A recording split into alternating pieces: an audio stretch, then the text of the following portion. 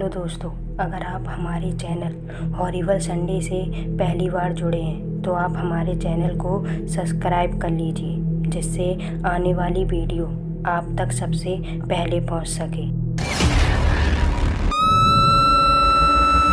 Bloody Mary काफ़ी जाना पहचाना नाम है। वैसे तो आज के ज़माने में ब्लडी मैरी से सब लोग अच्छी तरह वाकिफ़ हैं।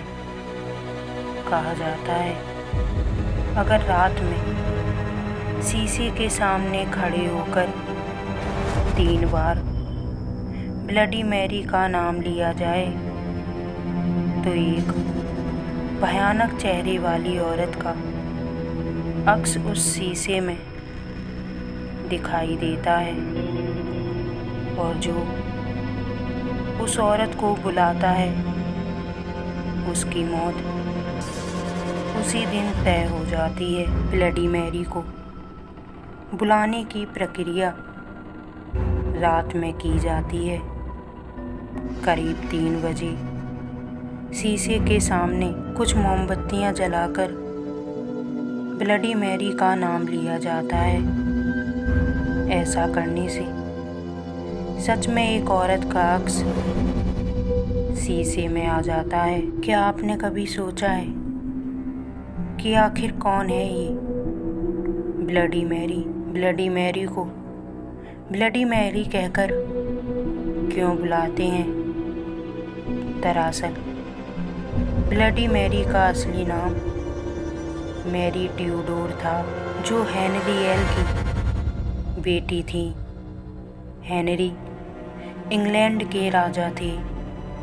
हेनरी के सिर्फ 2 बेटियां थीं, मैरी और एलिजाबेथ। उनके कोई लड़का नहीं था, इसलिए हेनरी हमेशा चिंता में रहा करता था कि उसके बाद उसका ये साम्राज्य कौन संभालेगा। मैरी एक लड़की थी, इसलिए हेनरी मैरी को बिल्कुल भी पसंद नहीं करता था। महल में बहुत सारे नौकर थे, इसके बाद भी मैरी को ही सारा काम करना पड़ता था। लेकिन मैरी ने अपने पिता से कभी कुछ नहीं कहा। मैरी कहीं ना कहीं जानती थी कि उनसे ये सब काम क्यों करवाया जाता है। मैरी बहुत चालाक थी। उन्होंने अपने सारे रिश्तेदारों के बच्चों को मरवा दिया था, खासकर जो लड़के थे, ताकि उनके पिता किसी और को अपना राजपाट ना सौंप पाएं।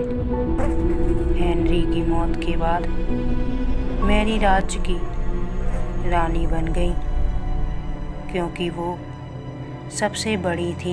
मैरी के अंदर इतनी क्रूरता भरी थी कि वो लोगों से हर बात मनवाती। अगर कोई मना करता तो उसे मौत देने में बिल्कुल भी देर नहीं करती थी।